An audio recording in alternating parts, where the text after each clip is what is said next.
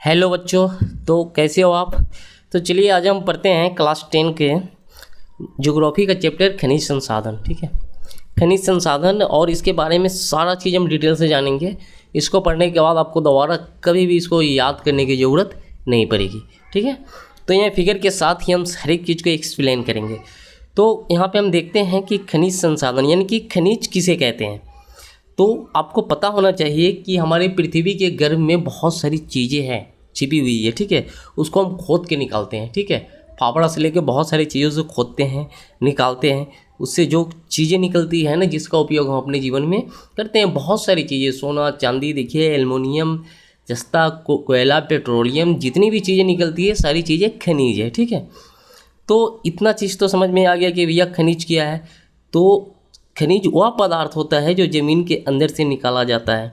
सबसे पहले तो यह अशुद्ध अवस्था में पाया जाता है। इसको हम अपने हिसाब से शुद्ध बनाते हैं, हमें जैसी ज़रूरत होती है वैसे उसका उपयोग कर लेते हैं। तो जितने भी खनिज होते हैं लगभग सारे कहाँ से निकाले जाते हैं, ज़मीन के अंदर से। ठीक है, चलिए उसके बाद हम पढ़ते हैं कि धात्विक खनिज किसे कहते हैं। धात्विक खनिज किसे कहते हैं, तो याद रखिएगा, धात्विक खनिज जिसमें धातु का अंश पाया जाता है। यह चमकीले होते हैं, ठोस अवस्था में होते हैं, मजबूत होते हैं। ठीक है, जैसे कि सोना हो गया, लोहा हो गया। ठीक है, ये सब जो होते हैं ना धात्विक खनिज होते हैं जिसमें धातु की मात्रा अधिक होती है। ठीक है, नहीं देखते हैं लोहा कितना मजबूत होता है। ठीक है, लोहा हो गया, सोना हो गया, ये सब कितना, तो ये सब धात्विक खनिज तो जिसमें धातु का अंश पाया जाता है। यह चमकीले होते हैं और उनके रासायनिक संरचना में धातुएं होती है। खनन के माध्यम से इसे निकाला जाता है ज़मीन के अंदर से। यह कठोर और आपको तो हम पहले ही बता दिए कि मजबूत होता है, इतना कठोर होता है, ठोस भी होता है। ठीक है, तो धात्विक खनिज तो आप सीधा सीधा बता सकते हैं ना, जिसमें धातु की मात्रा अधिक होती है उसे हम धात्विक खनिज कहते हैं। 3 नंबर क्वेश्चन है, अधात्विक खनिज 3 नंबर है, धात्विक खनिज कितने प्रकार के होते हैं। ठीक है, तो याद रखिएगा, धात्विक खनिज 2 प्रकार के होते हैं। एक लौह खनिज होता है यानी कि लौह युक्त खनिज, दूसरा अलौह युक्त खनिज। तो सीधा सीधा बात है, ये तो नाम से ही आपको पता चल रहा है कि लौह युक्त खनिज क्या होता है। तो जिसमें लोहा की मात्रा अधिक होती है उसे लौह युक्त कहते हैं।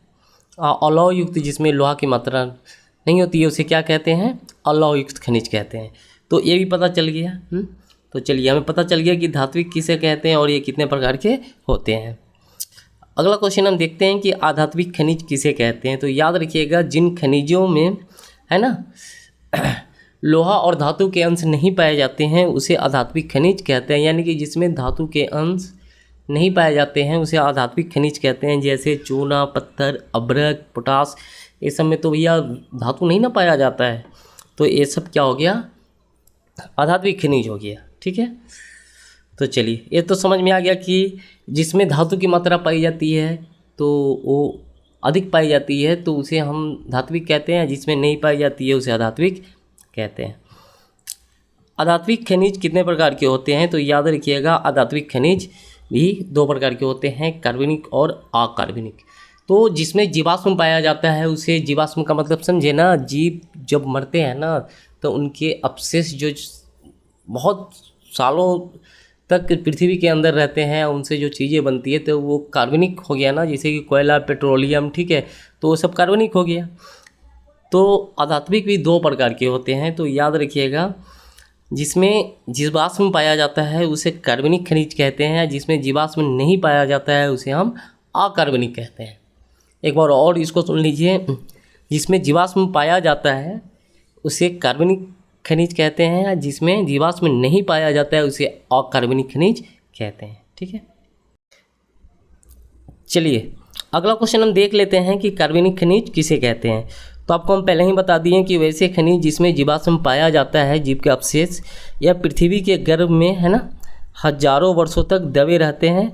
और जब दबे रहते हैं तो सड़ेंगे, गलेंगे ही, और इसके बाद जो इस चीज़ जो है ना जो निर्माण करते हैं, जिससे कोयला और पेट्रोलियम बनाए जाते हैं, उसे कार्बनिक खनिज कहते हैं। यानी कि जिसमें जीवाश्म पाया जाता है, जो जीवों का, जैसे कि पेड़ पौधा हो गया ना और जानवर है ना, जब आपदा आता है तो ये सारे चीज़ पृथ्वी के गर्भ में दब जाते हैं। यानी कि ये धीरे धीरे सड़ने गलने लगते हैं और इनके अपशिष्ट से जो तैयार होता है पेट्रोलियम होता है, कोयला होता है, बहुत तरह के चीज़ों का निर्माण होता है, ठीक है। तो इसे हम कार्बनिक खनिज कहते हैं। तो चलिए इसके आगे भी हम पढ़ेंगे ऊर्जा खनिज से लेके खनिज का हमारे जीवन में क्या महत्व है, ठीक है। ये सारा क्वेश्चन हम पढ़ेंगे इसके सेकेंड पार्ट में। तो चलिए ये पार्ट ख़त्म हो गया, इसको अच्छे ढंग से तैयार कर लीजिए।